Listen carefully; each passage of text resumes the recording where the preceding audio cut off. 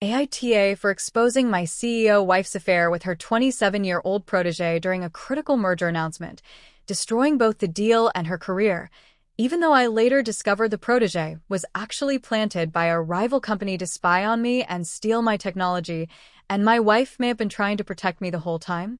I, 38M, just detonated what might be the most expensive mistake of my life, and I'm being called everything from a justified whistleblower to a vindictive idiot who destroyed his own wife's career and a billion-dollar merger over jealousy and wounded pride, only to discover that the entire situation was far more complicated than I understood, and that I may have been the actual target all along. I'm honestly not sure anymore if anything I believed was true, or if everyone in my life has been playing me, and I need outside perspective because I genuinely cannot trust my own judgment at this point. Let me start with a background because this story doesn't make sense without understanding the power dynamics and professional context of my marriage. My wife, Victoria, 43F, is the CEO of Athena Technologies, a software company she founded 12 years ago that specializes in enterprise security solutions. When we met 8 years ago, she was already successful, but the company was still mid-sized, maybe 200 employees and $50 million in annual revenue. I was working as an independent cybersecurity consultant, and she hired me to audit her company's systems. We fell in love during that project. She was brilliant, driven, intimidating in the best way, and we connected over our shared passion for technology and security. We got married 3 years ago, and it's been a complicated marriage from the start because of the power differential. Victoria is worth approximately $400 million. She's a public figure in the tech world, gets interviewed by major publications, speaks at conferences, serves on boards. I'm successful in my own right. I've built a reputation as one of the best independent security researchers in the industry, and I've developed some proprietary technology that's valuable, but I'm not remotely in her league financially or in terms of public profile. This has been a source of tension throughout our marriage. Victoria has always been supportive of my work, but there's an undeniable dynamic where she's the powerful one and I'm the husband. People assume I married her for money. Business contacts treat me as an accessory to her rather than a professional in my own right. At industry events, I'm often introduced as Victoria's husband before anyone mentions my actual credentials. It's emasculating, honestly, and we've fought about it multiple times. I've told Victoria it bothers me. She says she can't control how other people perceive me and that I need to develop thicker skin. She's not wrong, but it doesn't make it easier. Despite these tensions, I thought our marriage was solid. We didn't have kids, Victoria never wanted them, and I was okay with that. We both worked intense hours, but made time for each other. We had intellectual conversations, traveled together, and had what I believed was a strong partnership. Yes, the power dynamic was unbalanced, but I thought we'd learn to navigate it. Then, about 10 months ago, Victoria hired Maya Chen, 27F. Maya was brought on as a special advisor to the CEO, which was a newly created position. According to Victoria, Maya was a brilliant strategist she'd met at a conference, someone with fresh ideas about corporate development and M&A. Maya had an MBA from Stanford, had worked at McKinsey for 3 years, and had apparently impressed Victoria so much that Victoria created a role specifically for her. From day one, Maya was constantly around Victoria. She traveled with her to meetings, sat in on executive sessions, worked late with her at the office, joined us for some social events. Victoria was very clear that Maya was being groomed for big things, possibly a COO role eventually, and that she was investing heavily in mentoring her. I tried not to be bothered by it. Victoria has mentored young professionals before, especially women in tech, and it's something I've always admired about her. But something about Maya felt different. The way Victoria talked about her, with this intensity and excitement, seemed to go beyond normal professional mentorship. And Maya was stunning, objectively beautiful in that polished, ambitious young professional way.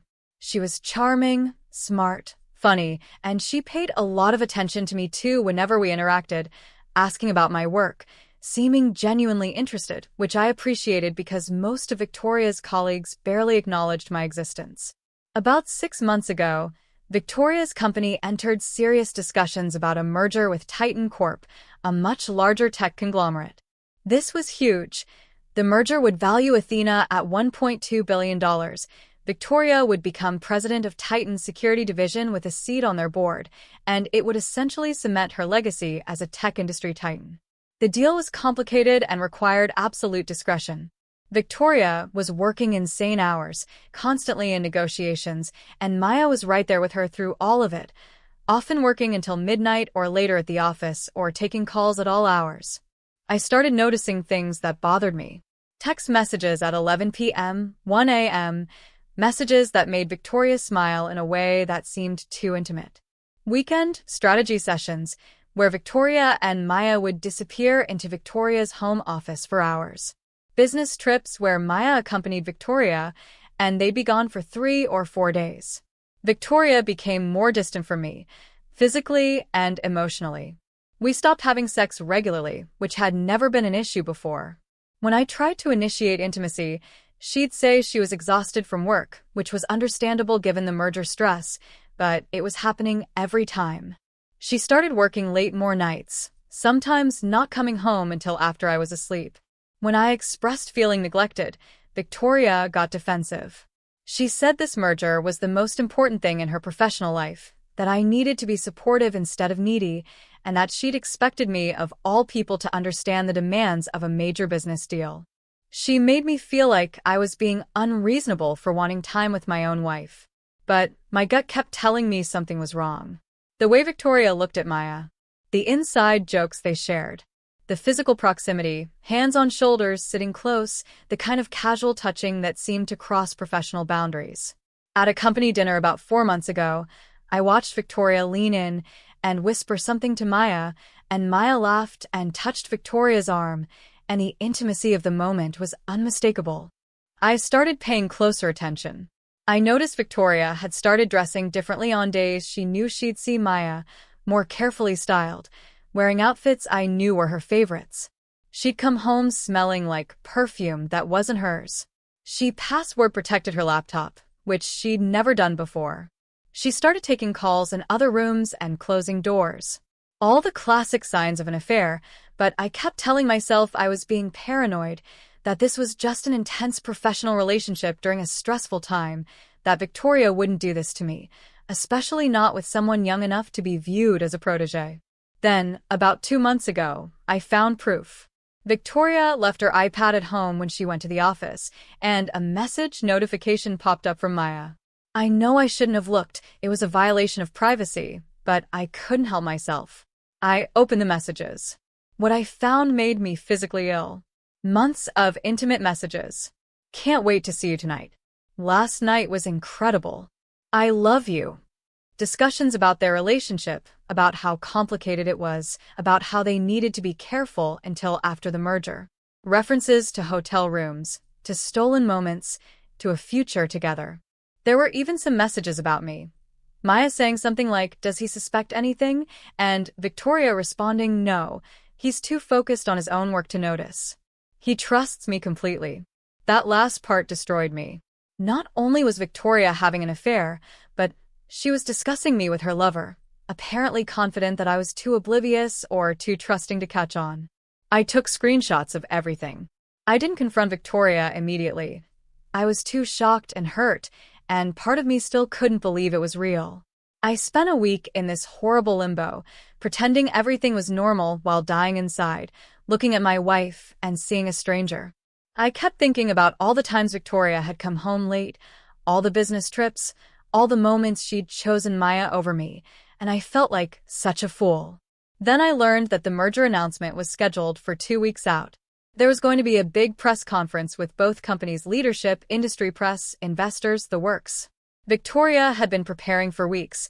This was her moment of triumph, the culmination of months of work. And I made a decision that I've been questioning ever since. I was going to expose the affair publicly at the press conference. I know how this sounds. I know it sounds vindictive and destructive and insane. But at the time, I was so hurt and so angry that I wanted Victoria to feel even a fraction of the humiliation and betrayal I was feeling. She'd built this image of herself as a strong, ethical leader, and she was having an affair with an employee 2 decades younger, while lying to her husband. I wanted everyone to know the truth. I wanted to destroy the facade. I wanted her to lose something she cared about the way I'd lost my marriage. So I planned it. The press conference was being held at a hotel ballroom. I wasn't supposed to attend. It was a professional event, and I typically stayed out of Victoria's business dealings, but as her husband, I could reasonably show up to support her. I prepared a short statement with copies of the text messages, printed and ready to distribute. I even prepared a USB drive with all the screenshots. On the day of the press conference, I showed up. Victoria was surprised to see me but seemed pleased, giving me a quick kiss and saying she was glad I was there. Maya was there too, of course, standing near Victoria in her capacity as special advisor. The two of them kept exchanging glances, these little intimate moments they probably thought no one noticed, and it made my blood boil. The press conference started. The CEOs of both companies spoke, announcing the merger, talking about synergies and market position and shareholder value. Victoria gave a speech about Athena's journey and her vision for the combined company's future. She was poised, articulate, commanding, the version of her that had made me fall in love with her in the first place, which somehow made this worse. Then, during the Q&A portion, I stood up. Victoria's face went confused when she saw me standing. I wasn't a member of the press, so this was unusual. Before anyone could stop me, I said, "I have a question about the CEO's judgment and ethical standards." The room went silent. Victoria's face went pale. I pulled out the printed documents and said, "Victoria Harrison has been conducting an affair with Maya Chin, her 27-year-old special advisor, for at least 6 months." I had documentation, text messages, evidence of hotel stays, intimate communications where they discuss hiding their relationship from me, Victoria's husband. This raises serious questions about professional ethics, power dynamics in the workplace, and the judgment of someone being entrusted with a leadership position in the merged company. I think shareholders and the public deserve to know that the person being promoted to president is someone who's been compromising her own company's policies and lying to everyone, including her spouse. Chaos erupted. Security started moving toward me. Reporters were shouting questions. Cameras were flashing. Victoria looked absolutely stricken. Maya had gone completely white. The Titan Corp CEO was conferring frantically with his team. I started distributing the printed documents to nearby reporters before security escorted me out. The damage was done. Within an hour, the story was everywhere. Tech news sites, Twitter, LinkedIn. Athena CEO caught in affair with young protégé during merger negotiations. The screenshots I distributed were leaked and spread across social media. Victoria's reputation was demolished in real time. By that evening, Titan Corp had issued a statement saying they were reevaluating the terms of the merger in light of new information about leadership and corporate governance. By the next day, the merger was officially dead. Titan pulled out, citing concerns about management stability and ethical oversight. Victoria was facing calls for her resignation from her own board. The company's valuation tanked. Business partners were distancing themselves. The fallout was nuclear, exactly what I'd intended. But here's where everything gets complicated and why I'm now questioning whether I did the most catastrophically stupid thing of my life. 3 days after the press conference, I got a visit from the FBI. 2 agents showed up at my door asking to speak with me about Maya Chin. They told me that Maya Chin wasn't actually who she claimed to be. Her real name was something else. They wouldn't tell me exactly, but she'd been using a constructed identity. She didn't go to Stanford for her MBA. That was fabricated. Her McKinsey background was real but misleading. She'd worked there, but she'd been let go after 18 months for undisclosed reasons.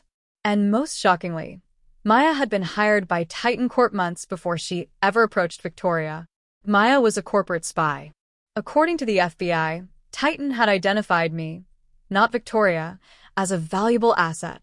I'd been developing proprietary security technology over the past 2 years, technology that could be worth hundreds of millions if properly commercialized. Titan wanted that technology. Their plan was to get close to Victoria through Maya, have Maya seduce Victoria to gain access to her inner circle and her home, and ultimately use that access to get to me and my work. The affair, or at least the initiation of it, had been deliberate. Maya had targeted Victoria, pursued her, manipulated her into a relationship specifically to gain access to Victoria's home, her computers, her networks, and through that, access to me. The FBI had been investigating Titan for corporate espionage for months, and Maya was one of several operatives they'd used. They'd been monitoring her communications, and they had evidence that Maya had been feeding information about my technology to Titan the entire time she'd been involved with Victoria. The agents asked me if I'd noticed any unusual activity on my devices, any potential security breaches, any indication that someone had accessed my work. And that's when I realized Maya had been in my home dozens of times. She'd had access to my home office. She'd been friendly to me, asking about my work, showing interest. A few months ago, she'd even asked if she could see my setup because she was fascinated by security research. I'd showed her around my office, proud to have someone showing genuine interest in my work. Had she installed something? Copied files? The FBI said they'd need to examine all my devices and systems. Over the next week, forensic analysts went through everything. They found spyware on 3 of my devices. They found evidence that someone had cloned my hard drives. They found traces of network intrusions. Someone, presumably Maya, had stolen essentially everything. My research, my code, my proprietary algorithms. The technology I'd spent years developing was gone, copied, and almost certainly already being used by Titan. The FBI estimated the theft at around $200 million in lost value. But here's where my world truly collapsed. During their investigation, the FBI also interviewed Victoria. And Victoria's story was very different from what I'd believed. According to Victoria, she'd figured out weeks ago that something was wrong with Maya. She'd noticed inconsistencies in Maya's background, strange questions Maya would ask, the way Maya seemed too interested in me and my work. Victoria had started her own investigation.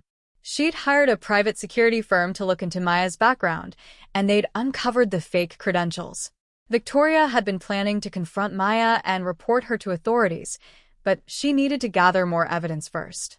The affair? According to Victoria, it wasn't what I thought. Yes, there had been intimate messages, but Victoria claimed they were part of a counterintelligence operation.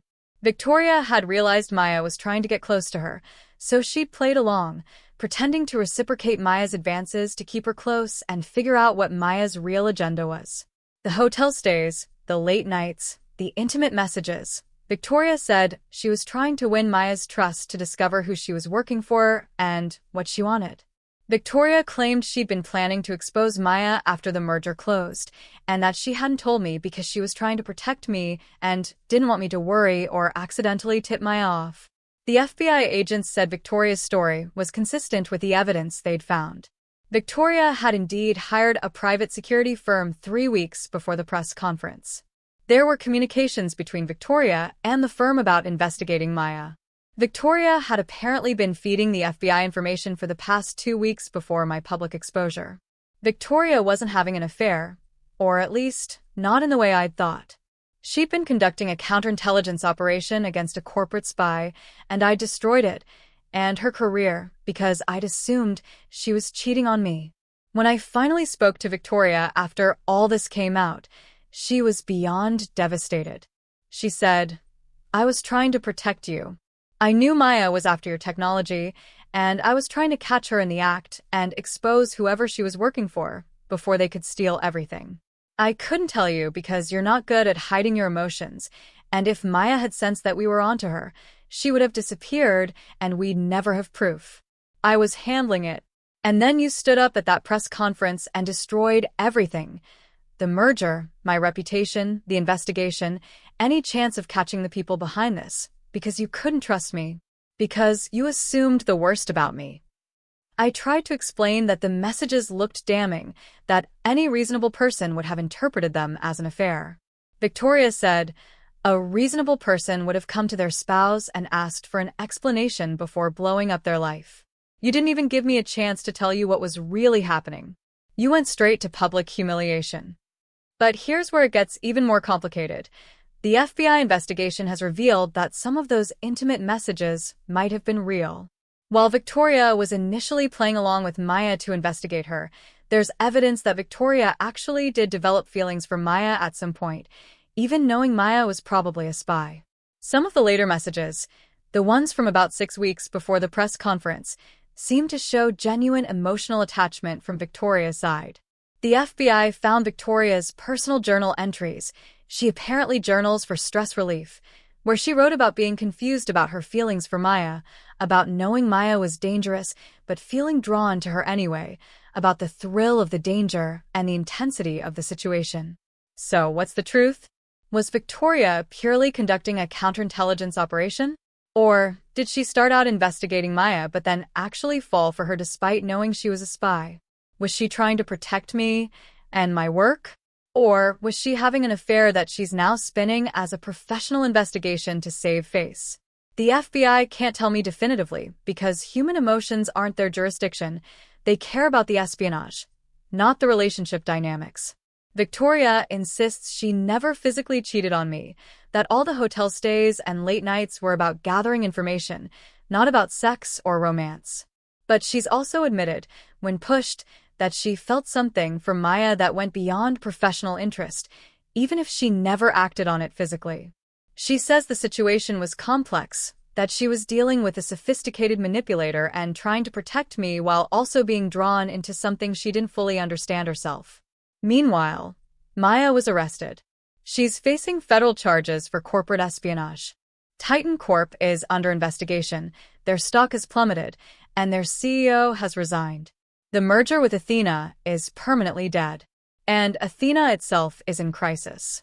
Victoria has resigned as CEO under pressure from the board. The company's valuation has fallen by 60% because of the scandal and the loss of the merger. Hundreds of employees are worried about their jobs. Business relationships have been destroyed. And it's largely because of what I did at that press conference.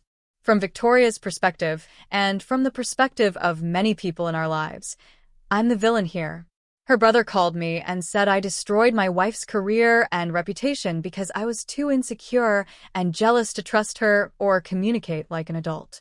He said that even if Victoria had been having an affair, my public exposure was cruel, vindictive, and unforgivable, but the fact that she was actually trying to protect me makes my actions even more unforgivable. Victoria's friends have circled the wagons around her. They're saying I humiliated a woman who was trying to do the right thing, that I let my ego and my insecurities destroy her life's work, that I couldn't handle being married to a more powerful woman, so I found a way to tear her down. Some of Victoria's business associates have been more blunt. They've suggested I was always resentful of Victoria's success, that I felt emasculated by being Mr. Victoria Harrison, and that when I found what I thought was evidence of an affair, I saw my chance to destroy her and took it, regardless of the collateral damage. Even some of my own friends are questioning my judgment.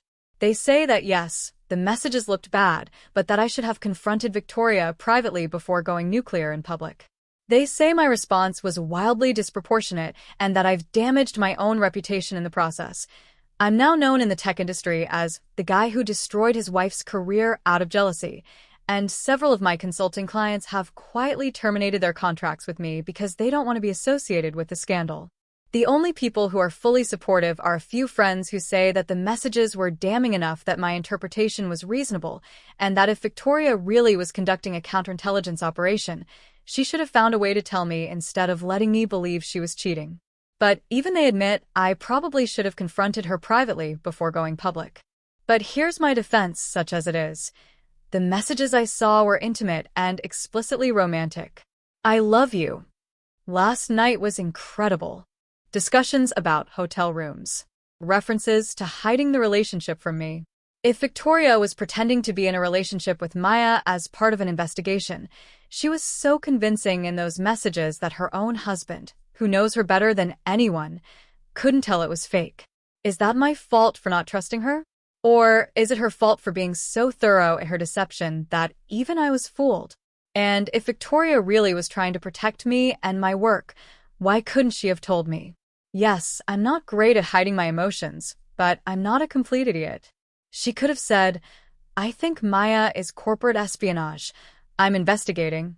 Please act normal around her.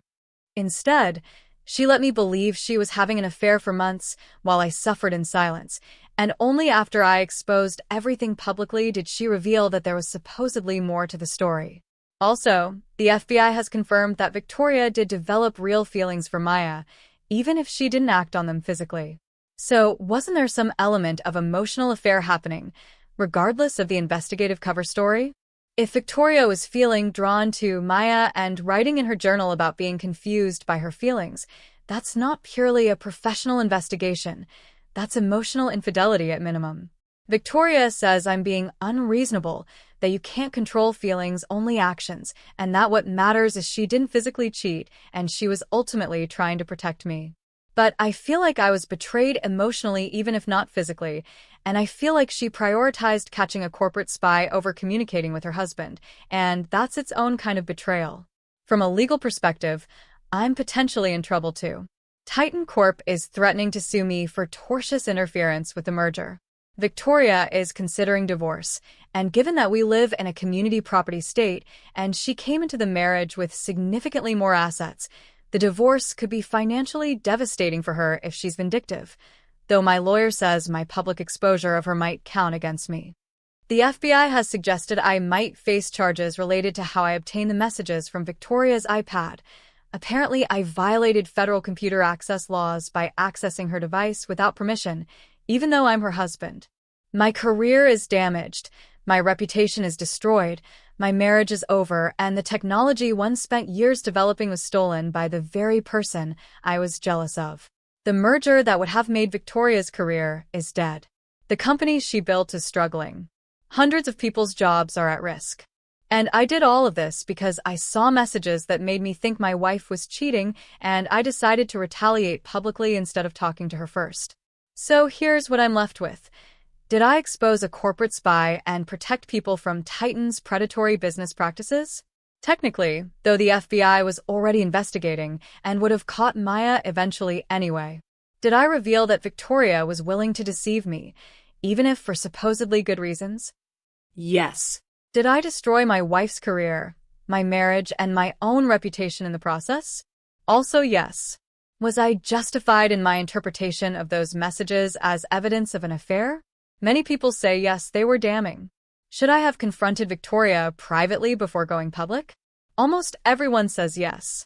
Did my public exposure cause more harm than good? Absolutely. Was I motivated by hurt and anger and a desire for revenge more than by any righteous principle? Probably, if I'm honest with myself. Victoria says she may never forgive me, and I don't blame her.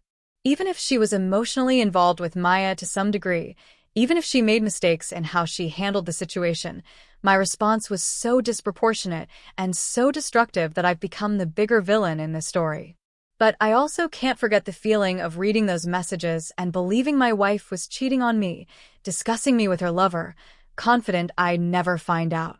That pain was real, even if the situation was more complicated than I understood. So Reddit, AITA for exposing my CEO wife's affair with her protégé during a critical merger announcement? Should I have trusted her enough to ask questions before going nuclear? Did my insecurity and jealousy destroy something that could have been resolved differently? Or was I reasonably interpreting evidence that looked damning, even if the truth turned out to be more complicated? Was my public exposure an act of justified anger, or was it vindictive destruction? And does it matter that Victoria may have been developing real feelings for Maya even while investigating her? Or does the fact that she was ultimately trying to protect me excuse everything? I genuinely don't know anymore who the victim is in this story, or whether anyone behaved correctly, including me.